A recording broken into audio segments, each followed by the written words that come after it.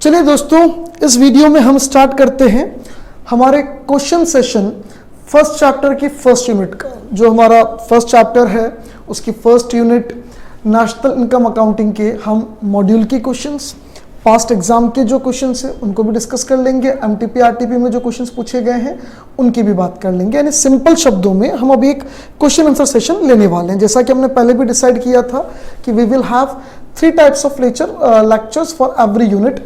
पहला concept video होगा जो एनिमेशन बेस्ड होगा। सेकंड हम नोट्स की रीडिंग करेंगे, सारा थ्योरेटिकल एस्पेक्ट समझ लेंगे। और तीसरा हम लोग देखने वाले हैं क्वेश्चन आंसर्स को कि एग्जाम में क्वेश्चंस कैसे आते हैं, उसमें क्या आंसर्स हमको लिखने हैं। न्यूमेरिकल्स को हम स्पेसिफिकली सॉल्व करके और देख लेंगे, प्रॉपर एक प्रैक्टिस कर लेंगे। ठीक है, चलिए तो स्टार्ट करते हैं नेशनल इनकम अकाउंट्स के क्वेश्चंस को। शॉर्ट टाइप क्वेश्चन हमको समझा रखे हैं पहले। उसमें ये बोलता है What functions does System of National Accounts यानी SNA serves। देखो, सिस्टम ऑफ नेशनल अकाउंट्स जो है ना, ये UN द्वारा डेवलप किया गया है। UN ने एक बेसिकली फ्रेमवर्क या कंसेप्चुअल फ्रेमवर्क बोले या हम उसको गाइडलाइंस बोले, प्रोवाइड कराई है किसी भी कंट्री को अगर अपने macro economic datas regarding employment, national income, production अगर कैलकुलेट करनी हो, कंपाइल करनी हो, तो उसके लिए स्टैंडर्ड्स, उसके लिए कंसेप्चुअल फ्रेमवर्क यूनाइटेड नेशंस ने प्रोवाइड कराई है, जिसे अपन बोलते हैं system of national accounts. Hint her short question के साथ और लॉन्ग क्वेश्चन के साथ यहाँ अवेलेबल होगा और प्रॉपर आंसर नोट्स में है, आप रेफर कर सकते हो। मैं बता दूंगा आपको कि नोट्स में इसका पैराग्राफ अवेलेबल है, आप वहां से आंसर रेफर कर सकते हो। SNA develop by United Nations एक comprehensive conceptual accounting framework provide कराता है for compiling and reporting macro economic statistics.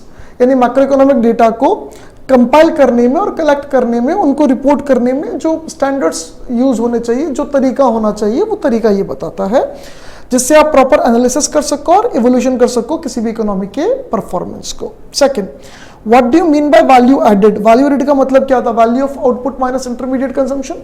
बता सकते हो आप? वैल्यू एडेड का मतलब होता है कि किसी भी फर्म ने कितना प्रोडक्शन किया है, कितना इंक्रीमेंट किया है। तो हम ऐसा लिख सकते हैं, एक तो वैल्यू एडेड का मतलब होता है production, that means value increase by the firm.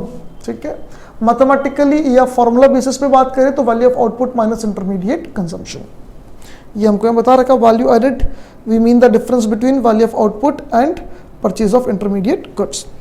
How is production of self consumption is treated in national income?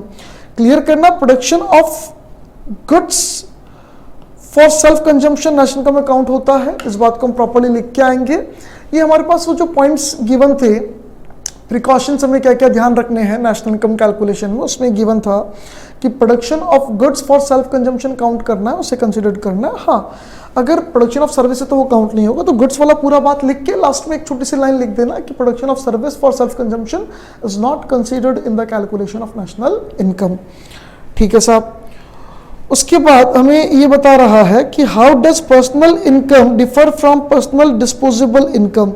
Personal income और पर्सनल डिस्पोजेबल इनकम में क्या डिफरेंस है?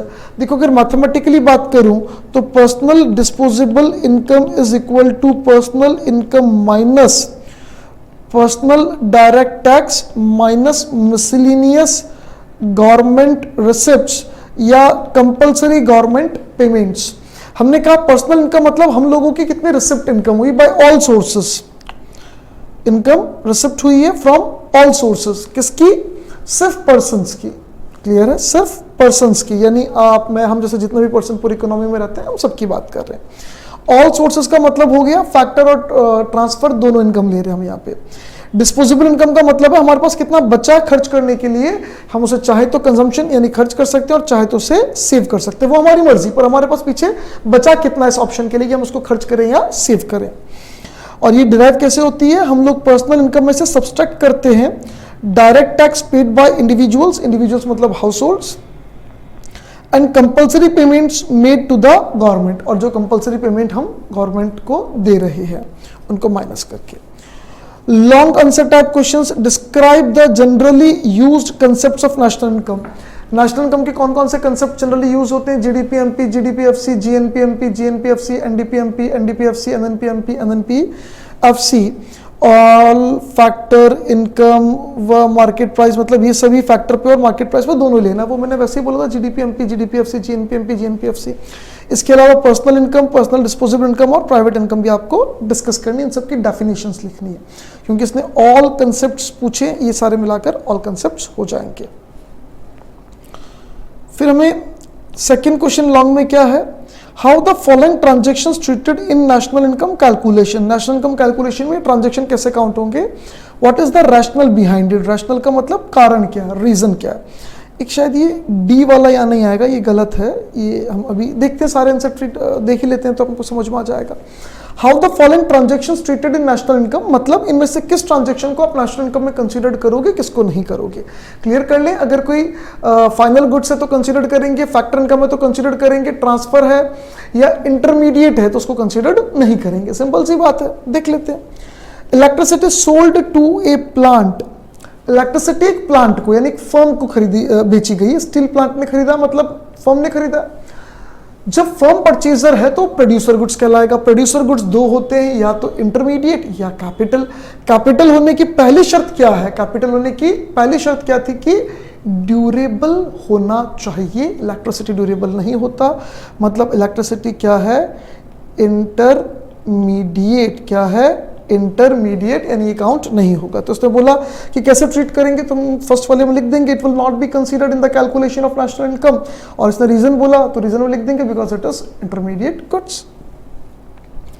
Electric power sold to consumer household, खरीदने वाला कौन है, household. Household कुछ भी खरीदे फाइनल तो काउंट होगा, हम लिख देंगे फाइनल कंज्यूमर गुड्स, इसलिए कंसीडर किया जाएगा। A car manufacturer procures parts and components from the market, market से उसने पार्ट्स खरीदे और कंपोनेंट्स खरीदे। अगर पार्ट्स और कंपोनेंट्स दोनों खरीदे हैं तो ये ऑब्वियसली रॉ मटेरियल हो गए, एक तरीके से कार बनाने के लिए काम आएंगे ना, आगे कार बनाने में काम आएंगे, तो टेक्निकली ये क्या हो गए, रॉ मटेरियल। अगर ये रॉ मटेरियल हो गए हैं तो इनको हम नेशनल इनकम में कैलकुलेट नहीं करेंगे, क्योंकि ये क्या हो गए, इंटरमीडिएट। क्या हो गए, intermediate. A computer producer buys a robot purchased in the same country and uses it in the production of computer. Robot खरीदा है जो कंप्यूटर बनाने के लिए काम आ रहा है। कंप्यूटर किसने, रोबोट किसने खरीदा है, किसी फर्म ने, है ना, एक कंप्यूटर प्रोड्यूसर है यानी एक फर्म है, उसने खरीदा है रोबोट, और फर्म ने खरीदा तो या तो कैपिटल या इंटरमीडिएट। अब रोबोट ड्यूरेबल भी है, नॉट फॉर रीसेल भी है, यूजेस रॉ मटेरियल भी और कंपैरेटिवली हाई वैल्यू भी है, टेक्निकली कैपिटल एसेट्स है। अब कैपिटल एसेट्स अगर खरीदी गई है तो ये फाइनल प्रोड्यूसर गुड्स हो गया और ये नेशनल इनकम में काउंट होगा, यानी it will be considered in the calculation of national income. इसलिए मैंने बोला था यहाँ ये डी वाला पॉइंट नहीं आएगा, स्प्रिंट है। उसके बाद इस set of 4 tyre produced by MRF, 2017 में एमआरएफ ने 4 टायर बनाए जो सुजुकी यूज कर रही है अपनी 2017 में बनने वाली कार के लिए, यानी करंट ईयर प्रोडक्शन लेकिन इंटरमीडिएट है।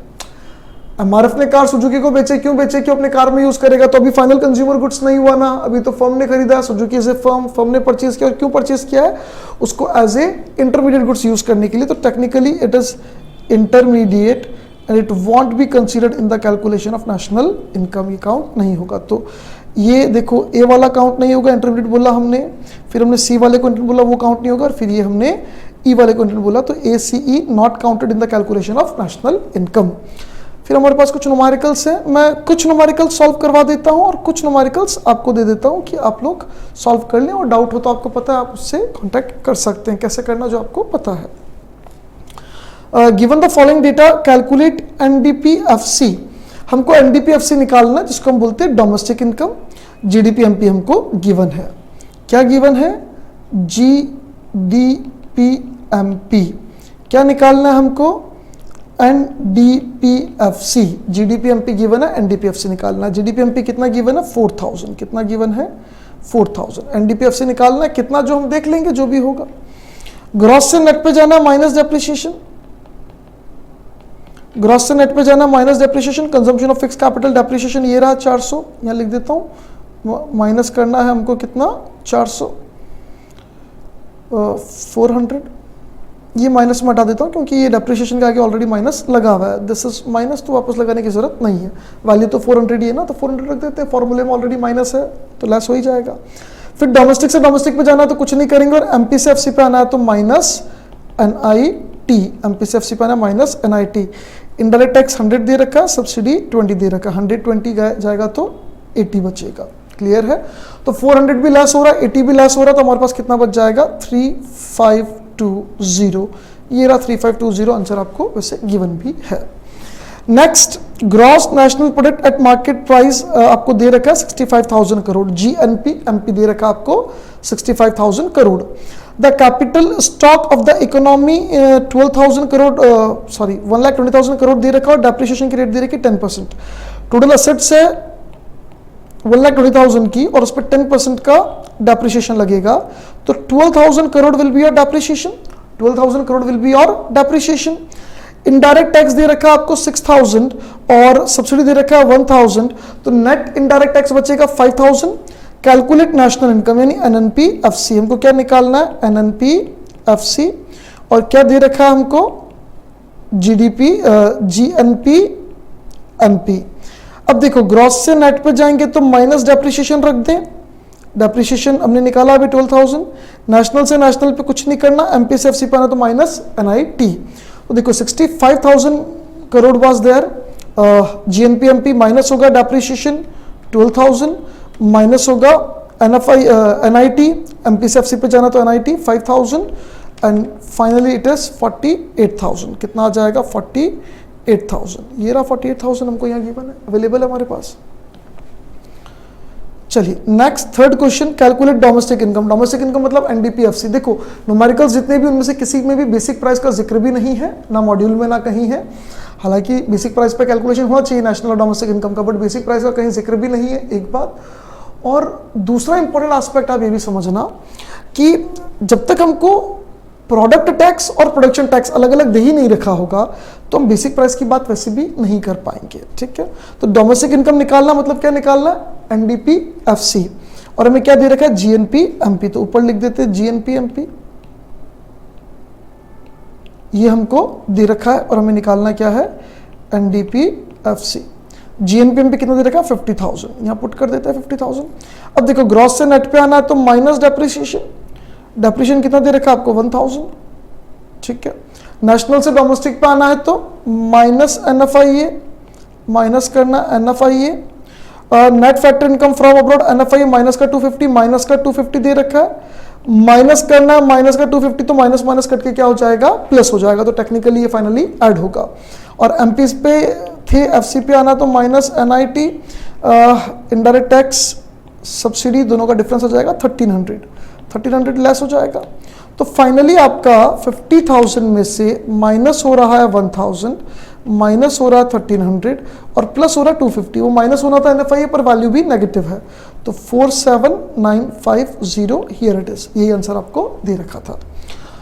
फोर्थ देख लेते हैं क्वेश्चन, और given the following data calculate national income. National income यानी हमको क्या निकालना है एनएनपीएफसी, और क्या दे रखा है जीडीपी एमपी, ये देखो जीडीपी एमपी। ग्रॉस से नेट पे जाना माइनस डेप्रिसिएशन, जीडीपी एमपी लिख दो 4600 माइनस डेप्रिसिएशन हो जाएगा। डोमेस्टिक से नेशनल पे आना है तो प्लस एनएफआईए, एनएफआईए का वैल्यू कितना एक बार ध्यान से देखना, थोड़ा सा यहाँ पे कंफ्यूजन रहेगा। एक्सेस ऑफ वाली लैंग्वेज जब भी आएगी तो एक्सेस ऑफ को हम काट देंगे, एक्सेस ऑफ को काट दो। एनएफआई का फॉर्मूला क्या होता है क्लियर करना, NFIA is equal to factor income from abroad minus factor income to abroad. यानी एनएफआई का लॉजिक होता है फ्रॉम माइनस टू, आया माइनस गया, आया माइनस गया। ठीक है, factor income earned by resident, resident यानी हमारे लोग, हमारे लोगों ने कमाया मतलब आया, ओवर की जगह क्या पुट कर देंगे माइनस का साइन, और उसके बाद दे रखा है नॉन रेसिडेंट की इनकम यानी हमारे यहां से गया। तो सिंपल सिंपल जो फॉर्मूला होता है फ्रॉम माइनस टू उसी को एलोबरेट करके दे रखा है। तो एनएफआई जो माइनस का 200 लिखा हुआ है वो माइनस का 200 ही यहाँ पे पुट होगा। क्लियर है? अगर यहाँ उल्टा लिखा होता ना, टू माइनस फ्रॉम लिखा होता, पहले बोलता पेड बाद में बोलता माइनस रिसीव्ड, तो आपने फॉर्मूले को उल्टा घुमा दिया, हम साइन को उल्टा घुमा देंगे, माइनस के 200 की जगह हम प्लस का 200 वहां पुट करते, पर यहाँ ऐसा नहीं है।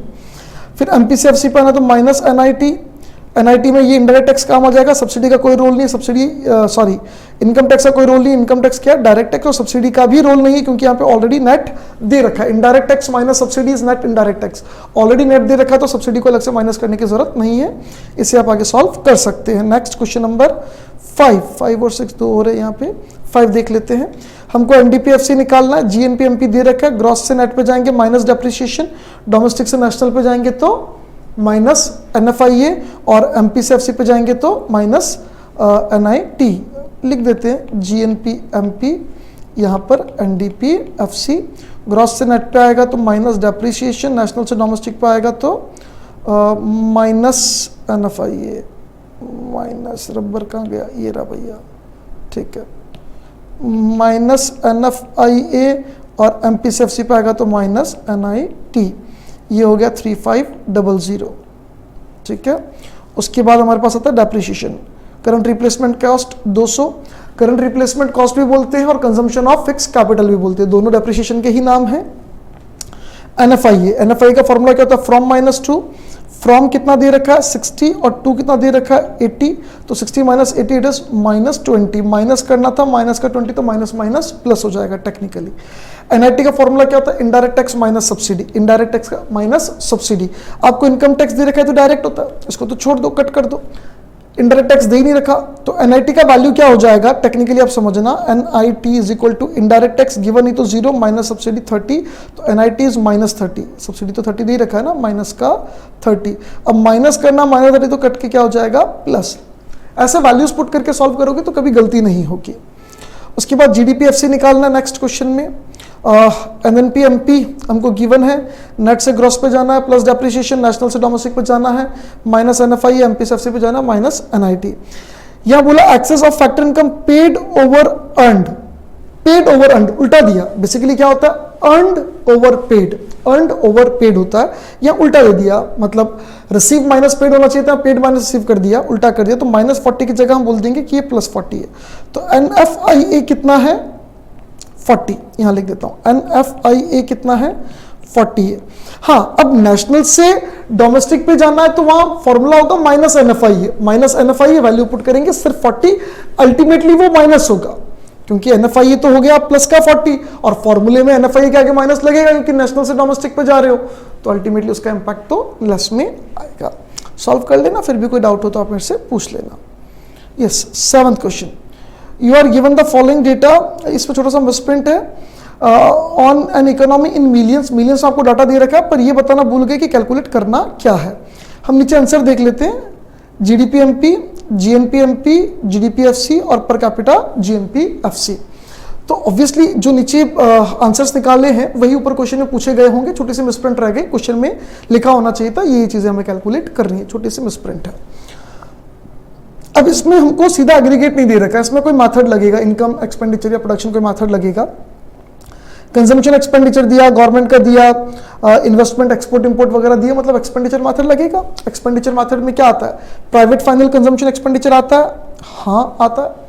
ब्रैकेट में बोला इंक्लूसिव ऑफ इनडायरेक्ट टैक्स, तो भैया consumption expenditure inclusive of indirect tax ही होगा। जब मार्केट में ये पेन खरीदने जाऊंगा तो पेन की प्राइस में टैक्स ऑलरेडी इंक्लूडेड होगा, ऑब्वियस है, तो उसमें कोई गलत बात थोड़ी, inclusive of indirect tax is normal, ये नॉर्मल बात है, आपको यूं ही डराने के लिए उसने लिख के दे दिया कि इनडायरेक्ट टैक्स जुड़ा हुआ, अरे जुड़ा हुआ ही होता है यार। कंजम्पशन एक्सपेंडिचर आप कभी करने जाओगे, किसी भी चीज को खरीदने जाओगे, सामने वाला जो बेचेगा वो टैक्स को जोड़ के ही बेचेगा, तो whatever you are buying at market price only. तभी तो एक्सपेंडिचर मेथड का बेसिक आंसर क्या आता है, या तो जीडीपीएमपी या एनडीपीएमपी। अगर ग्रॉस कैपिटल फॉर्मेशन दे रखा है, ग्रॉस इन्वेस्टमेंट एक्सपेंडिचर दे रखा है तो जीडीपीएमपी, और नेट कैपिटल फॉर्मेशन या नेट इन्वेस्टमेंट एक्सपेंडिचर दे रखा है तो एनडीपीएमपी। दोनों में से एक आएगा, या तो ग्रॉस आएगा या नेट आएगा, लेकिन आएगा हमेशा किस पे, एमपी पे, एट मार्केट प्राइस, क्योंकि इनडायरेक्ट टैक्स एक्सपेंडिचर में जुड़ा हुआ होता है। नेक्स्ट आपको बोला इन्वेस्टमेंट, इन्वेस्टमेंट आएगा, हमको ये नहीं बोला ग्रॉस है कि नेट है। ऐसा जब ग्रॉस नेट नहीं लिखा होता तो हम जनरली ग्रॉस मान लेते हैं, जब नहीं लिखा होता जनरली क्या मान लेते हैं, ग्रॉस, तो इसको भी हम जनरली क्या मान लेंगे, ग्रॉस। गवर्नमेंट एक्सपेंडिचर आएगा, इसने बोला इंक्लूसिव ऑफ ट्रांसफर पेमेंट्स, यहां लफड़ा है, ट्रांसफर पेमेंट नॉन फैक्टर होते हैं, नेशनल इनकम से फैक्टर कंसीडर किया जाता है, यानी इससे हमें लेस करना पड़ेगा, इससे हमें हटाना पड़ेगा, इससे माइनस करना पड़ेगा, ठीक है, तो इसको हम यहाँ कंसीडर नहीं कर सकते। नीचे देखो यहाँ आपको ट्रांसफर पेमेंट दे रखा है कितना 20, ऊपर 70 था, ये 70 वाला टेक्निकली 50 मिलियन हो जाएगा आपके लिए, क्योंकि बाकी 20 तो ट्रांसफर पेमेंट है सरकार के, वो काउंट नहीं होंगे। एक्सपोर्ट भी आएगा, इंपोर्ट भी आएगा, दोनों का डिफरेंस हो जाएगा, नेट एक्सपोर्ट्स दोनों का डिफरेंस हो जाएगा, इट विल बी माइनस का 30, नेट एक्सपोर्ट्स माइनस का 30 हो रहा है क्योंकि एक्सपोर्ट कम इंपोर्ट ज्यादा। Net property income from abroad, ये हो गया NFIA, इसकी बाद में बात करेंगे जब जरूरत पड़ेगी तब, ट्रांसफर पेमेंट, ठीक है। इनडायरेक्ट टैक्स बाद में देखेंगे, और पॉपुलेशन को पर कैपिटा निकालने के लिए हमको चाहिएगा। तो अब देखिए, एक तो आपका 110 आएगा, प्लस इन्वेस्टमेंट आ जाएगा 20, प्लस गवर्नमेंट एक्सपेंडिचर आ जाएगा आपका 50, प्लस नेट एक्सपोर्ट्स आ जाएगा माइनस का 30, और बस यही चीजें आएगी हमारे पास। तो इससे हमारा GDP MP निकलेगा टेक्निकली। तो 110 plus 20 plus 50 minus 30, it is 150। GDP MP क्यों निकला? MP पे निकलता ही, और इन्वेस्टमेंट के लिए कुछ नहीं लिखा हो तो हम उसको ग्रॉस मान लेते हैं। तो ये क्या आ गया हमारा GDP MP कितना 150। फिर GDP MP से GNP MP निकालना, हमको क्या निकालना? GNP। अब देखो, ग्रॉस और ग्रॉस तो कॉमन ही है, डोमेस्टिक से नेशनल पे जाना तो प्लस NFI है, डोमेस्टिक से नेशनल पे जाना तो प्लस NFI है। ये 150 है, NFI आपको 10 दे रखा, तो ये कितना हो जाएगा 160, क्योंकि MP MP अगेन कॉमन है। आप देखो, ये भी MP पर, उधर भी MP पर है। फिर उससे आपको GDP FC पर जाना है। GDP MP से अगर आपको वापस GDP FC पर जाना है, GDP FC पर जाना है, तो MP से FC पर आना है तो माइनस NIT, बाकी सब तो कॉमन ही रहेगा। NIT कितना, इंडायरेक्ट टैक्स कितना 30 माइनस कर दो, तो 150 था, 30 माइनस कर दो, इट इज 120 आ गया। फिर ये बोलता है GNP FC का पर कैपिटा निकालना, तो पहले GNP FC निकालो। जैसे हमारे पास GNP MP था 160, अब ग्रॉस ग्रॉस कॉमन है, नेशनल कॉमन है, ये MP पे था 160, उधर FC पे जाना है, MP से FC पे जाना तो माइनस NIT कितना दे रखा है 30 माइनस कर देंगे, इट विल बी 130, मतलब 160 में से 30 माइनस होगा 130, डिवाइड बाय पॉपुलेशन, क्योंकि पर कैपिटा निकालना है 0.5, तो ये हो जाएगा हमारा 260। ये भी मिलियन में, ये भी मिलियन है, मिलियन कट जाएगा, and finally your answer will B 260। Next question number 8 देख लेते हैं।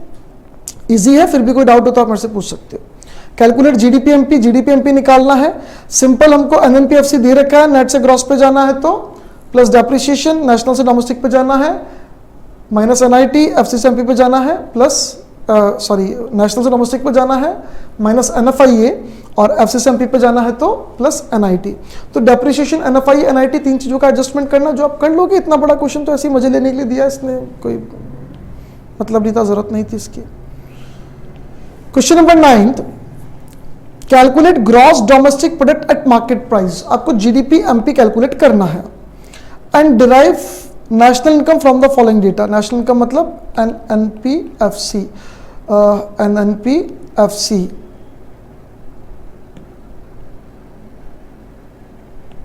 ठीक है, तो पहले हम GDP MP निकाले, फिर NNPFC निकाल ले। मेथड कौन सा होगा? हालचाल देख के तो लग रहा है एक्सपेंडिचर मेथड। इन्वेंट्री इन्वेस्टमेंट दे रखा है, पर्सनल कंजम्पशन एक्सपेंडिचर दे रखा है, गवर्नमेंट का purchase of goods and service यानी कंजम्पशन एक्सपेंडिचर दे रखा है, तो ठीक है एक्सपेंडिचर मेथड यूज कर लेते हैं। बाकी प्रोडक्शन और इनकम मेथड की डेटा तो है नहीं, तो इन्वेंट्री इन्वेस्टमेंट आएगा। बिल्कुल, इन्वेंट्री इन्वेस्टमेंट मतलब change in stock, inventory investment मतलब change in stock. Gross domestic capital formation के दो पार्ट होते हैं, एक तो फिक्स इन्वेस्टमेंट और एक investment in inventory, that is stock. Export आएगा, एक्सपोर्ट में से इंपोर्ट नीचे जो दे रखा है ये लेस हो जाएगा, ठीक है। इंपोर्ट कितना है 100, एक्सपोर्ट कितना 200, तो नेट एक्सपोर्ट 100 बचेगा। इनडायरेक्ट टैक्सेस बाद में देखेंगे, बाद में बात करेंगे इसके लिए, ये तो आ ही गया। इनडायरेक्ट टैक्सेस के लिए बाद में बात करेंगे। Net factor income from abroad NFIA, इसके लिए भी अपन बाद में बात करेंगे। पर्सनल फाइनल कंजम्पशन एक्सपेंडिचर, ये तो आएगा ही आएगा, कितना दे रखा है 3500। उसके बाद ग्रॉस रेसिडेंशियल कंस्ट्रक्शन इन्वेस्टमेंट, ये जो फिक्स इन्वेस्टमेंट्स होता है, इन्वेस्टमेंट इन फिक्स एसेट्स, ये तीन होता है। एक होता है रेसिडेंशियल कंस्ट्रक्शन इन्वेस्टमेंट, एक गवर्नमेंट सेक्टर का इन्वेस्टमेंट रोड डैम वगैरह पे, और एक बिजनेस इन्वेस्टमेंट। तो ये हमको दे रखा है रेसिडेंशियल कंस्ट्रक्शन आएगा। उसके बाद ग्रॉस पब्लिक इन्वेस्टमेंट आएगा और ग्रॉस बिजनेस इन्वेस्टमेंट भी आएगा। तीनों अलग अलग मिला के जब जोड़ेंगे तो हमारे पास ये बनेगा टोटल इन्वेस्टमेंट, फिक्स्ड एसेट्स का इन्वेस्टमेंट। और इसमें चेंज इन स्टॉक को भी जोड़ देंगे, इन्वेंट्री इन्वेस्टमेंट को भी जोड़ देंगे, तो ये बन जाएगा हमारे लिए total investment. Government purchases of goods and services हमको दे रखा है, गवर्नमेंट की purchase of goods and service की, गवर्नमेंट ने कितना गुड्स और सर्विस परचेज किया, तो ये हो गया government final consumption expenditure, technically 1000। तो इसमें प्राइवेट फाइनल कंजम्पशन एक्सपेंडिचर आ जाएगा, गवर्नमेंट फाइनल कंजम्पशन एक्सपेंडिचर आ जाएगा। तीनों अलग अलग तरीके के फिक्स्ड एसेट्स के investment, residential construction, public investment, business fixed investment, और ये एक और जो हमको दे रखा है इन्वेंट्री वाला फाइनली वो भी आ जाएगा। एक्सपोर्ट ऐड कर देंगे, इंपोर्ट को लेस कर देंगे, तो your basic answer will be GDP MP. Gross दे रखे ना सारे इन्वेस्टमेंट्स के आगे, तो answer will be GDP MP, और उससे एनएनपी एफसी पे जाना तो यू कैन कन्वर्ट, आप लोग कर सकते हो आराम से। नीचे डेटा दे रखा है, उससे आपको जीडीपी एमपी निकालना है, जीएनपी एमपी निकालना है। एक तो इनकम मेथड से और एक एक्सपेंडिचर मेथड से क्लियर करना है। इसके एक्सपेंडिचर मेथड में एक छोटा सा मिसप्रिंट है 40 का, तो 40 का आंसर आपका वेरिएशन आएगा, दैट इज मिसप्रिंट। ये मॉड्यूल में पहले मिसप्रिंट था, मॉड्यूल का क्वेश्चन है, हालांकि बाद में मॉड्यूल ने सही कर लिया। आप शायद नया मॉड्यूल देखोगे तो यू विल फाइंड कि सही है अभी। चलिए, तो इनकम मेथड से तो आंसर जो नीचे दे रखे हैं वही आएंगे, पर एक्सपेंडिचर मेथड से थोड़ा सा फर्क आएगा। इनकम मेथड से सबसे पहले हमको ऊपर दे रखा है पर्सनल कंजम्पशन, ये छुप जाता है थोड़ा सा, ठीक है। Personal consumption expenditure income method में तो आएगा ही नहीं, डेप्रिसिएशन नहीं आएगा, वेजेस आएगी, इंटरेस्ट आएगा, स्पेलिंग अलग ही गलत है लेकिन इंटरेस्ट आएगा। डोमेस्टिक इन्वेस्टमेंट वही एक्सपेंडिचर मेथड में बात करेंगे, गवर्नमेंट एक्सपेंडिचर वहाँ बात करेंगे, रेंटल इनकम आएगा, कॉर्पोरेट प्रॉफिट आ जाएगा, एक्सपोर्ट्स एक्सपेंडिचर मेथड में बात करेंगे, एनएफआई बात की बात है, मिक्स इनकम आ जाएगा। तो इनकम मेथड में क्या क्या आएगा, एक तो वेजेस आएगा, वेजेस कितना है 6508 ये रहा, मैं इसको अंडरलाइन कर देता हूँ, यहाँ पे ये बता देता हूँ ना, ये 6508। उसके बाद क्या आएगा, इंटरेस्ट कितना आ जाएगा 1060, ठीक है। उसके बाद नेक्स्ट हमको बोल रखा है रेंटल इनकम को भी ऐड कर देते हैं +34। उसके बाद कॉर्पोरेट प्रॉफिट्स 682 + 682 प्लस उसके बाद आ जाएगा मिक्स इनकम 806, ये आ जाएगा 9090। इनकम मेथड का जो बेसिक आंसर होता है it is NDPFC 9090। Income method का बेसिक आंसर क्या होता है, NDPFC। हर मेथड का बेसिक आंसर हमको ध्यान होना चाहिए। इनकम मेथड का बेसिक आंसर क्या है, NDPFC। कितना आ रहा है 9090, ठीक है। उसके बाद हमें निकालना क्या है आगे, जीडीपी एमपी निकालना, ठीक है। तो जीडीपी एमपी में अगर जाना है हमको तो नेट से ग्रॉस पे जाना है, तो प्लस डेप्रिसिएशन कितना है भैया, डेप्रिसिएशन कहाँ, ये रहा 800, ये लो 800 ऐड कर दिया। एफसी से एमपी पे आना तो plus NIT. Net indirect taxes, ये रहा इनडायरेक्ट बिजनेस टैक्सेस 1000। सब्सिडी हमको अलग से कहीं दे नहीं रखा, आप सारा डेटा देख लो। यहाँ सिर्फ इनडायरेक्ट टैक्स लिखा, अगर सब्सिडी लिखा होता तो मैं माइनस करता, लेस करता, क्योंकि हमें चाहिए होता है net indirect taxes. Indirect tax में से सब्सिडी लेस करना होता है, पर सब्सिडी गिवन ही नहीं है, तो इनडायरेक्ट टैक्स जो गिवन है वो ले लेते हैं। कितना दे रखा है 1000 ले लिया हमने, और हमारा पास आ गया 10890। वो 9090 था, तो 1800 ऐड कर दोगे तो 10890 आ जाएगा। उससे जीएनपी एमपी पे जाना है। देखो ग्रॉस तो कॉमन ही है, डोमेस्टिक है यहाँ पे और यहाँ पे नेशनल है, और एमपी अगेन कॉमन है। तो डोमेस्टिक से नेशनल पे जाने के लिए प्लस एनएफआई है, एनएफआई आपको दे रखा है 40, तो इसमें प्लस 40 कर दोगे तो you will get 10930। Expenditure method try कर लेते, उसमें 40 रुपीज का कोई एक छोटा सा मिसप्रिंट है, उसको करेक्ट करके ट्राई कर लेंगे या तो अपन। चलिए, अब एक्सपेंडिचर मेथड में पर्सनल कंजम्पशन एक्सपेंडिचर आएगा, यस 7314, ठीक है 7314। उसके बाद डेप्रिसिएशन नहीं, वेजेस नहीं, इंटरेस्ट तक नहीं। डोमेस्टिक इन्वेस्टमेंट एक्सपेंडिचर आएगा, और इन्वेस्टमेंट के लिए कुछ नहीं लिखा होगा तो उसको हम क्या मानेंगे, ग्रॉस। प्लस 1442 लिख रहा हूं सर, यहाँ तो 82 है, मैंने कहा ना 40 का मिसप्रिंट है, सही कर देते हैं इसको 1442 कर देते हैं। मतलब 40 का मिसप्रिंट आप कहीं पे भी सही करो, मैंने यहाँ एडजस्टमेंट कर दिया, ठीक है ना। और नहीं करते तो आपका आंसर 40 रुपीज ज्यादा आता, और उससे बड़ी कोई बात नहीं है। प्लस उसके बाद गवर्नमेंट एक्सपेंडिचर, वही गवर्नमेंट का कंजम्पशन एक्सपेंडिचर आ जाएगा 2196। एक्सपोर्ट्स आ जाएगा 1346, और माइनस हो जाएगा इंपोर्ट 806, सॉरी इंपोर्ट 1408 है। इंपोर्ट कितना माइनस हो जाएगा 1408। तो इनको हम एक बार देख लेते हैं करके, 7314 plus 1442 plus 2196 plus 1346 minus 1408, it is 10890। ये कितना आया 10890, और आंसर जीडीपी एमपी वैसे भी आया है, क्योंकि एक्सपेंडिचर मेथड से या तो एनडीपी एमपी आता है या जीडीपी एमपी आता है। क्लियरली हमको यहाँ पर बोल रखा था कि ग्रॉस सॉरी इन्वेस्टमेंट एक्सपेंडिचर है, तो इन्वेस्टमेंट एक्सपेंडिचर कुछ नहीं बोलेगा तो हम उसको क्या मानेंगे, ग्रॉस। क्या मानेंगे, ग्रॉस। क्लियरली मैंने बोला ना ये बात आपको कि जब इन्वेस्टमेंट एक्सपेंडिचर के साथ कुछ नहीं लिखा होगा तो we will treat it as a gross, तो हमने ग्रॉस मान लिया। ग्रॉस है तो ये हमारा जीडीपीएमपी आ गया 10890, और उससे जीएमपीएमपी कन्वर्ट करना, वापस भी एनएफआई 40 का ऐड करना, आप कर लोगे, कोई दिक्कत नहीं है। इजी था। क्वेश्चन नंबर 11 बहुत इजी है, एग्जाम में भी आया हुआ क्वेश्चन है। Value of output of primary sector, value of output of tertiary sector, value of output of secondary sector दे रखा है। देखो किसी एक फर्म के लिए निकालते हैं तो उसको हम बोलते हैं जीवीए, और पूरी इकोनॉमी के लिए निकालेंगे तो जीडीपी एमपी। अगर तीनों सेक्टर का हमको वैल्यू ऑफ आउटपुट दे रखा है और तीनों सेक्टर का ही हमको इंटरमीडिएट कंजम्पशन दे रखा है, देखो इंटरमीडिएट कंजम्पशन भी दे रखा है, इंटरमीडिएट कंजम्पशन सेकेंडरी का, इंटरमीडिएट कंजम्पशन टर्सरी का, इंटरमीडिएट कंजम्पशन प्राइमरी का, तीनों का आउटपुट ऐड कर दे, तीनों का इंटरमीडिएट माइनस ऐड कर ले एक बार, तो फिर हमारे पास वैल्यू ऑफ आउटपुट पूरा होगा माइनस इंटरमीडिएट कंजम्पशन करते हैं। यानी तीनों का आउटपुट ऐड करके रख लें एक तरफ इंटरमीडिएट कंजम्पशन ऐड करके रख लें, और फिर दोनों को डिफरेंस कर दें तो we will get GDP MP, और यही हमको पूछा जीडीपी एमपी। बहुत सिंपल क्वेश्चन था।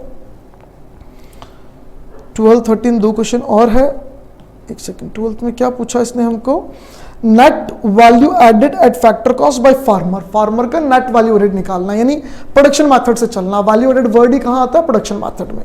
पहले क्या निकालेंगे हम लोग, gross value added at market price, GVA निकालते हैं ना। जीवीए जो होता है वो जीवीए एमपी ही होता है, जो बेसिकली निकलता है वो जीवीए एमपी निकलता है।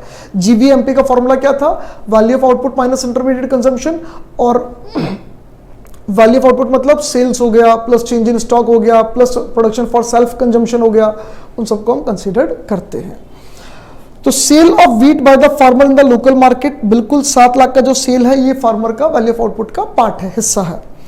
परचेज ऑफ ट्रैक्टर, ट्रैक्टर खरीदा, tractor is not intermediate goods, ये कैपिटल गुड्स है, कैपिटल इनपुट है। इंटरमीडिएट गुड्स वो होता है जो नॉन ड्यूरेबल होता है, जो ड्यूरेबल होगा वो तो कैपिटल गुड्स में जाएगा, इसको कंसीडर नहीं करेंगे। हाँ, purchase of seeds and fertiliser, yes ये नेगेटिव में जाएगा, ये इंटरमीडिएट कंजम्पशन है।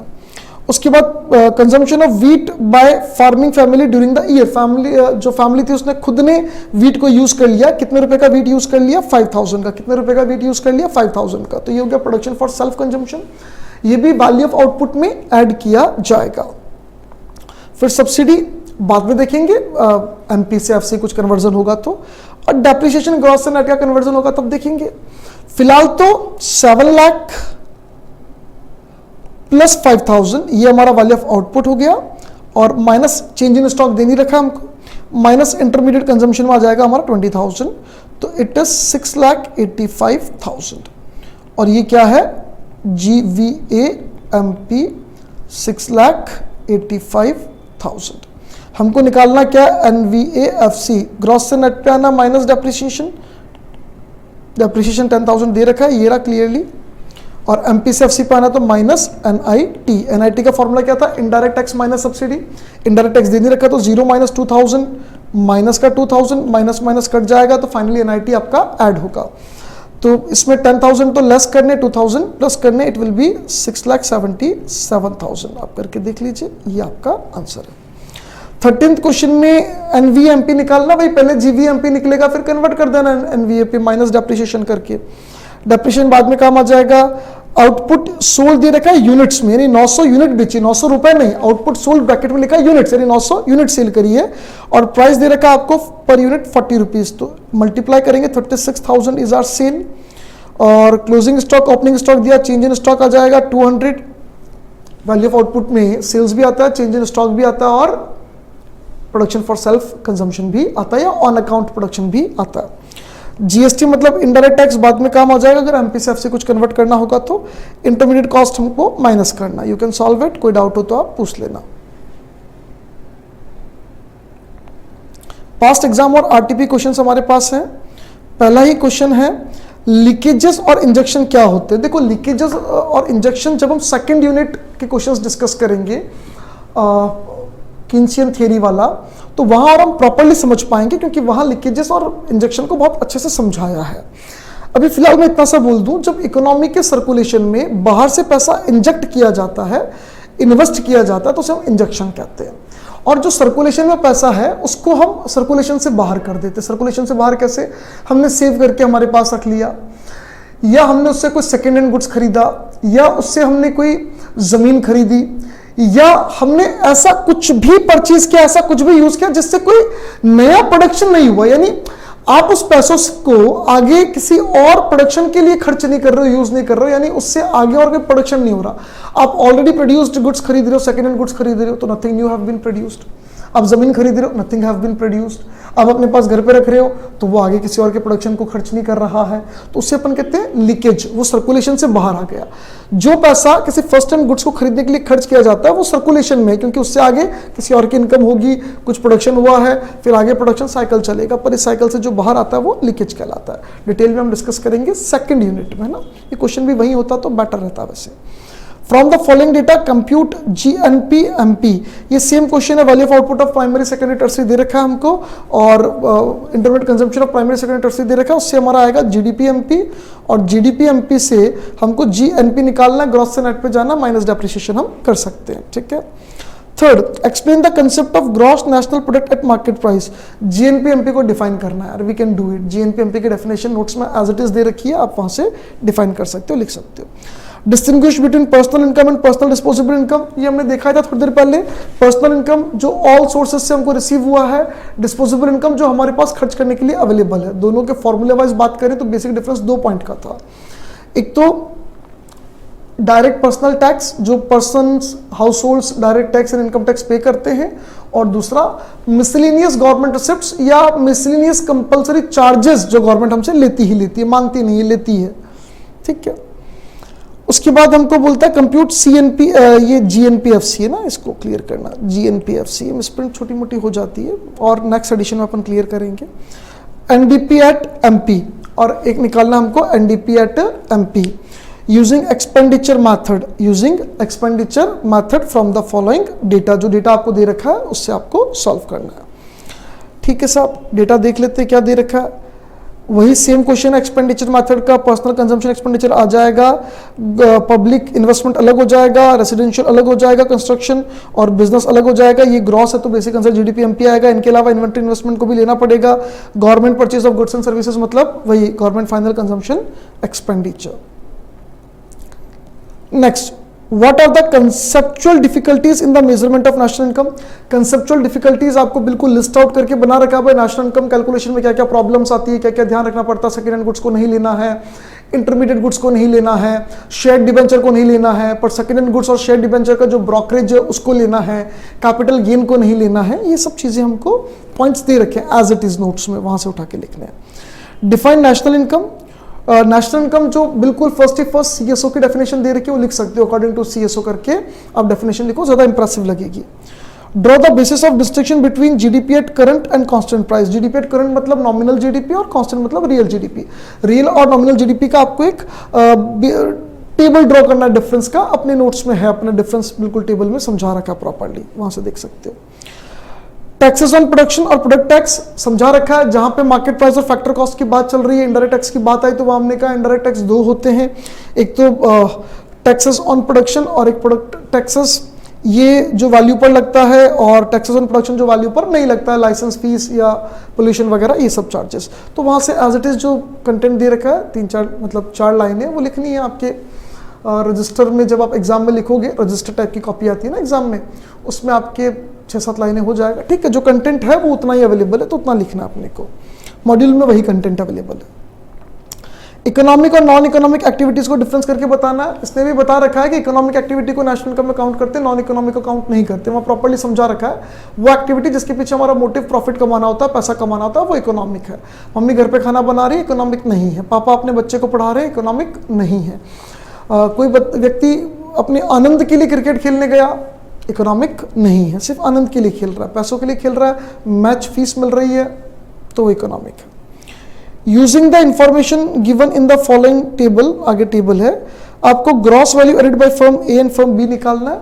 देखो जब कभी ऐसा आएगा ना, AB फर्म का ग्रॉस वैल्यू एडेड निकालो, ABC फर्म का निकालो, 2 या 3 फर्म दे देगा, तो हम जब A की बात करेंगे तब B को इग्नोर करेंगे, और जब B की बात करेंगे तब A को इग्नोर करेंगे। दोनों में से एक समय पर एक की ही बात करेंगे।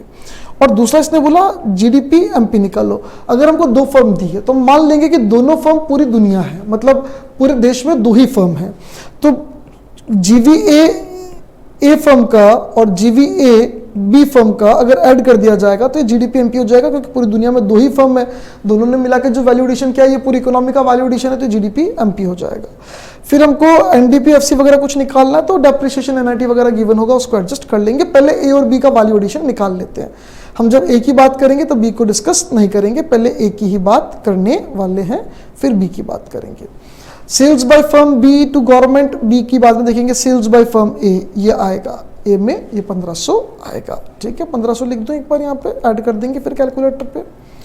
सॉरी 1500 था, 1550 लिख दिया, ये पूरा ही जाया बट यस, अब 1500 हम लिख देते हैं वापस। ठीक है, then sales by firm B to household, B ने हाउस होल्ड को बेचा, बी में बात करेंगे। Change in stock of firm A 200, ठीक है 200 यहाँ ले लेते हैं। चेंज इन स्टॉक तो आता है ना, सेल ऑन अकाउंट कंजम्पशन या ऑन अकाउंट प्रोडक्शन, जो खुद के लिए जो प्रोडक्शन किया वो, और प्लस चेंज इन स्टॉक आता है। क्लोजिंग स्टॉक बी का, ओपनिंग स्टॉक बी का, परचेज बाय फर्म ए, ये माइनस हो जाएगा 270, माइनस हो जाएगा 270, परचेज मतलब इंटरमीडिएट कंजम्पशन। इनडायरेक्ट टैक्स दोनों फर्म का, वो बाद में एमपी से एफसी के कन्वर्जन में काम आएगा। डेप्रिसिएशन वही ग्रॉस से नेट के कन्वर्जन में काम आएगा। Sales by firm A to B, A ने बी को बेचा, तो ए की तो सेल और बी की परचेज है, बी की परचेज बी में बात करेंगे पर ए की सेल है, लेकिन ऑलरेडी सेल्स बाय फर्म ए दे दी। जब कभी ऐसा लिखा होगा सेल्स बाय फर्म ए, इसका मतलब ए की टोटल सेल्स की बात कर रहा है। अब उसके बाद कोई और सेल नहीं है, उसके बाद किसी और को कंसीडर नहीं करना है, ठीक है ना। सेल्स बाय फर्म ए इतना लिखा है, मतलब ए की पूरी सेल आ गई। अब ए ने बी को बेचा, ए ने सी को बेचा, ए ने एक्सपोर्ट किया, ए ने गवर्नमेंट को बेचा, ए ने हाउस होल्ड को बेचा, किसी को भी बेचा, वो सब आ चुका है, तो इसको ए में अलग से कंसीडर करने की जरूरत नहीं है। 1500 प्लस 200 माइनस 270 इट इज 1430, 1430। ए का वैल्यू एडेड आ गया 1430, ये रहा। अब बी का निकालते हैं। Sales by firm B to general government, obviously आएगा भाई, बी ने गवर्नमेंट को बेचा, it is a type of sale of B, B का एक तरीके का सेल हो गया, बी ने गवर्नमेंट को बेचा। बी ने हाउस होल्ड को बेचा 1350, ये भी बी का एक तरीके का सेल हो गया। 300 प्लस 1350, ठीक है। Closing stock of firm B, opening stock of firm B, opening और क्लोजिंग। चेंज इन स्टॉक होता है क्लोजिंग माइनस ओपनिंग, तो क्लोजिंग माइनस ओपनिंग करोगे तो 10 आ जाएगा, ठीक है, तो प्लस 10 हो जाएगा। ये मैंने 300 की सेल अलग ली और ये जो 1350 की सेल है अलग ली, दोनों क्यों ली, क्योंकि क्लियरली लिखा है कि बी ने एक सेल तो गवर्नमेंट को की और एक सेल हाउस होल्ड को की है, तो ये अलग अलग सेल। अब यहाँ अगर लिखा होता ना कि बी ने एक्सपोर्ट किया तो मैं उसको भी कंसीडर करता, क्योंकि वो अलग अलग सेल है। हाँ, अगर क्वेश्चन में ऐसा कहीं लिखा हुआ मिल जाता सेल्स बाय फर्म बी, इसका मतलब अब ना तो गवर्नमेंट को सेल किया आएगा ना हाउस होल्ड को सेल किया आएगा, कंप्लीट आ चुका है, इंडिविजुअल कंपोनेंट्स ऐड करने की रिक्वायरमेंट नहीं है, ठीक है। ये हो गया 10 हमारा ऐड हो गया। उसके बाद परचेज बाय फर्म ए में बात करेंगे, नेट इनडायरेक्ट टैक्सेस वो बाद में। Sales by firm A to B, A ने बी को बेचा, ए की सेल था, कंसीडर करने की जरूरत नहीं पड़ी, पर बी की परचेज में तो करेंगे, माइनस हो जाएगा 300, ठीक है। तो आप देखो ये आ गया आपका 1360, ये 300 तो कॉमन ही है, एक ऐड में एक लेस चला जाएगा। 1350 प्लस 10 1360, दोनों को ऐड कर देते हैं। 1430 प्लस 1360, दोनों को मिला के कितना आया 2790, दोनों को मिलाकर कितना आया 2790। ये 2790 क्या कहलाएगा, जीडीपी एमपी। ये क्या कहलाएगा, जीडीपी एमपी, 2790 जीडीपी एमपी। अब एनडीपीएफसी निकालना, ग्रॉस से नेट पे जाना, माइनस डेप्रिसिएशन, डेप्रिसिएशन दे रखा है हमको 720 माइनस 720, ठीक है। और एमपी से एफसी पे आना, जीडीपी एमपी पे थे, एफसी पे आना तो minus NIT 375 minus 375, it is 1695, 1695, yes it is here. Now next 11th question तो हम पहले देख चुके हैं, पर्सनल इनकम और पर्सनल डिस्पोजेबल इनकम, वो डिस्कस ऑलरेडी हम लोग कर चुके हैं। 12th क्वेश्चन अच्छा है, इसको पढ़ाने से पहले मैं एक बार छोटी सी कुछ एक डिस्कशन करना चाहूँगा। देखो सबसे पहले तो 12th क्वेश्चन है ग्रॉस नेशनल डिस्पोजेबल इनकम का। नेशनल डिस्पोजेबल इनकम का जिक्र आपके मॉड्यूल में नहीं है, क्वेश्चन दिया है तो अब हमको डिस्कस तो करना ही है, ठीक है। ये जो डिस्पोजेबल इनकम होती है, डिस्पोजेबल इनकम जो होती है, ये डिस्पोजेबल इनकम बेसिकली दो तरीके की होती है, एक पर्सनल डिस्पोजेबल इनकम और एक नेशनल डिस्पोजेबल इनकम। देखो अगर ये एक पूरी इकोनॉमी है ना, ये एक पूरी इकोनॉमी है, इस इकोनॉमी को हम एक काम करते हैं, दो पार्ट में डिवाइड कर देते हैं, दो पार्ट में डिवाइड कर देते हैं, ठीक है। एक हो गया, एक पार्ट हो गया आपका गवर्नमेंट, एक पार्ट हो गया आपका प्राइवेट, कोई दिक्कत नहीं है। अगेन जो प्राइवेट है मैं उसको अगेन दो पार्ट में डिवाइड कर रहा हूं। एक हो गया फर्म्स यानी कॉरपोरेट्स, और एक हो गया हाउसहोल्ड्स यानी पर्सन्स। अब जब हम पर्सनल डिस्पोजेबल इनकम निकालते हैं, आप समझना, जब हम क्या निकालते हैं पर्सनल डिस्पोजेबल इनकम, तो बेसिकली हम इसके डिस्पोजेबल इनकम निकाल रहे थे। जब हम पर्सनल डिस्पोजेबल निकाल रहे थे तो हम सिर्फ इसके लिए डिस्पोजेबल निकाल रहे थे। और अब जब हम नेशनल डिस्पोजेबल इनकम निकालेंगे तो पूरी इकोनॉमी के लिए निकालेंगे। अब समझो, हमने कंसेप्ट वीडियो में समझा था, अगर आपको याद हो तो, वरना रिकैप कर लेते, एक बार रिवाइज करने की कोशिश करते हैं। अगर हम पर्सनल डिस्पोजेबल इनकम निकाल रहे हैं, पर्सनल डिस्पोजेबल इनकम निकाल रहे हैं, तो वो एक व्यक्ति की नहीं निकाल रहे, पूरे भारत में जितने भी हाउस होल्ड है, जितने भी पर्सन है, उन सबका टोटल निकाल रहे हैं, ठीक है। अगर मान लो मैंने आपको 10 रुपए गिफ्ट में दिए, हालांकि दूंगा नहीं, गरीब आदमी हूं, बट मान लो मैंने आपको 10 रुपए गिफ्ट में दिए, तो इसका मतलब ये निकला है कि आपके डिस्पोजेबल इनकम 10 रुपया बढ़ गई और मेरे डिस्पोजेबल इनकम 10 रुपया घट गई। मैंने उसको डिस्पोज नहीं किया ना, खर्च करने का मौका ही नहीं मिला, मैंने तो आपको गिफ्ट दे दिया। गिफ्ट देना, खर्च करना अलग अलग बात है। अगर मैं कोई गुड्स खरीदता तो मैंने डिस्पोज किया है, वो मेरी डिस्पोजेबल इनकम है, और खर्च करने के बाद अगर वो आपके हाथों में आई है तो वो आपकी भी डिस्पोजेबल इनकम है, दोनों की डिस्पोजेबल इनकम है।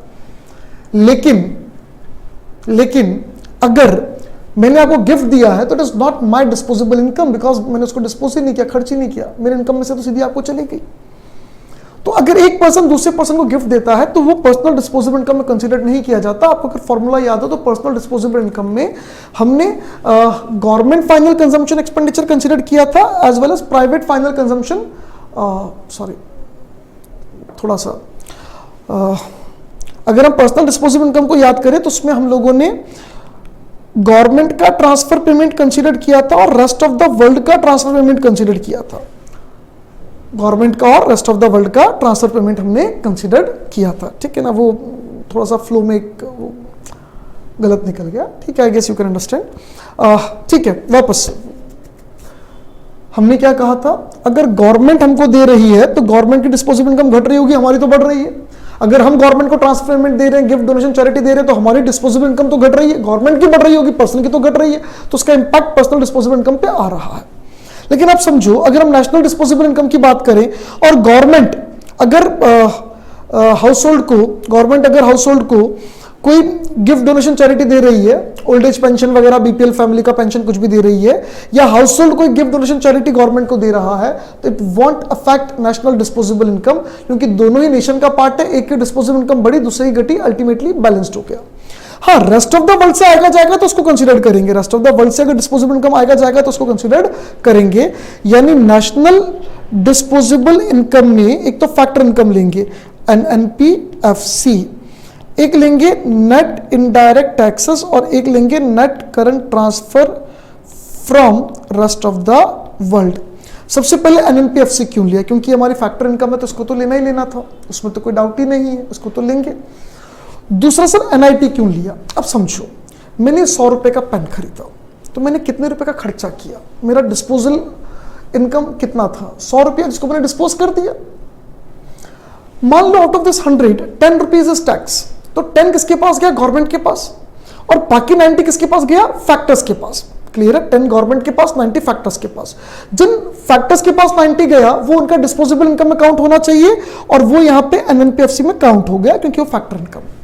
लेकिन गवर्नमेंट के पास जो टैक्स गया वो NNPFC में काउंट हुआ नहीं, क्योंकि वो टेक्निकली फैक्टर इनकम नहीं है, बट मैंने खर्च किया है और गवर्नमेंट के हाथों में अब वो डिस्पोज करने के लिए पैसा अवेलेबल है, यानी मेरा खर्चा और गवर्नमेंट का डिस्पोजेबल इनकम है, तो उसको हम NIT के नाम से यहां पर लिख देंगे, क्योंकि गवर्नमेंट के हाथों में डिस्पोजेबल इनकम तो है। अब समझो एक वापस लॉजिकल क्लियर करना, अगर मैं गवर्नमेंट को 10 रुपया गिफ्ट देता हूं, उसको यहां काउंट नहीं करेंगे। क्यों? क्योंकि उससे मेरा डिस्पोजेबल इनकम कम हुआ है, जबकि मैंने डिस्पोज किया नहीं, मैंने खर्च किया नहीं, बिना खर्च किए मेरा डिस्पोजेबल इनकम कम हो गया और गवर्नमेंट का बढ़ गया, सेट ऑफ है, अल्टीमेटली नेशन पे कोई इंपैक्ट नहीं है, एक का बढ़ा एक का घटा। बट अगर मैं पेन खरीद रहा हूं तो मैं खर्च कर रहा हूं, मेरे खर्च करने से गवर्नमेंट का अगर डिस्पोजेबल इनकम बढ़ा है तो यार वो मेरा डिस्पोजेबल इनकम भी था क्योंकि मैंने आराम से खर्च किया, पेन खरीदा है, और गवर्नमेंट का भी डिस्पोजेबल इनकम है क्योंकि गवर्नमेंट भी उन पैसों से अब अपना आगे खर्चा कर सकती है। इसलिए हम एनआईटी को काउंट कर रहे हैं, गवर्नमेंट को जो गिफ्ट डोनेशन चैरिटी होगा उसको काउंट नहीं करेंगे। एनआईटी गवर्नमेंट के पास तब जाता है जब आप खर्च करते हो, यानी वो आपका भी डिस्पोजेबल है और गवर्नमेंट के हाथों में गया तो गवर्नमेंट का भी डिस्पोजेबल है, इसलिए उसको हम अलग से काउंट कर रहे हैं। आप गिफ्ट देते तो आपका नहीं है, गवर्नमेंट का हो गया, दोनों में से एक का नहीं हुआ, एक का हुआ तो इंपैक्ट निल हो जाएगा। और रेस्ट ऑफ द वर्ल्ड से जो करंट ट्रांसफर आ रहा है उसको हम काउंट करेंगे। क्लियर करना, ये नेट नेशनल डिस्पोजेबल इनकम का फॉर्मूला है। अगर ग्रॉस नेशनल डिस्पोजेबल इनकम के लिए पूछा जाए तो ये पूरा formula as it is plus depreciation. Gross पूछेगा तो प्लस कर देंगे डेप्रिसिएशन। चलिए हम लोग पिछले पेज पे आके क्वेश्चन देख लेते हैं। Yes, calculate gross national depreciation को काउंट करना है। एनडीपीएफसी दे रखा है, हमको चाहिए एनएनपीएफसी। एनडीपीएफसी दे रखा है कितना, 6000। हमको क्या चाहिए, एनएनपीएफसी। नेशनल इनकम तो यही होता है ना, इफेक्टिवली नेशनल फैक्टर इनकम जिसको बोलते हैं। डोमेस्टिक से नेशनल पे आना प्लस एनएफआईए, नेट से नेट कुछ नहीं करेंगे, एफसी से एफसी कुछ नहीं करेंगे। एनएफआई कितना दे रखा है, net current transfer is not NFIA, net factor income to abroad minus का 300। एनएफआई का फुल फॉर्म क्या होता है, net factor income from abroad. इसने टू लिखा यानी उल्टा लिख के माइनस का 300 लिखा, यानी साइन इसको घुमाना पड़ेगा। इट इज 300, तो ये हो जाएगा 6300। इट इज नॉट नेगेटिव 300 क्योंकि 2 लिख के नेगेटिव लिखा, माइनस माइनस 2 अपने आप में नेगेटिव को रिप्रेजेंट करता है। फ्रॉम मतलब आया, इट इज पॉजिटिव, 2 मतलब गया, इट शोज नेगेटिव, और नेगेटिव लिख के वैल्यू नेगेटिव लिखे तो माइनस माइनस प्लस हो जाएगा 6300। Consumption of fix capital is depreciation, ठीक है, वो बाद में देख लेंगे, अपने को चाहिएगा जब। करंट ट्रांसफर फ्रॉम गवर्नमेंट नहीं चाहिएगा, पर्सनल में चाहिए, इसमें नहीं चाहिए ना, क्योंकि गवर्नमेंट ने हमको दिया है तो गवर्नमेंट का डिस्पोजेबल इनकम कम, हमारा ज्यादा, पूरे नेशन पे कोई इंपैक्ट नहीं आया। Net current transfer from rest of the world ये काउंट हो जाएगा, तो फॉर्मूला क्या हो जाएगा, gross national disposable income is equal to NNPFC. ये आंसर गलत है, अगेन मैं आपको पहले ही बोल दूं, 6700 आंसर गलत है।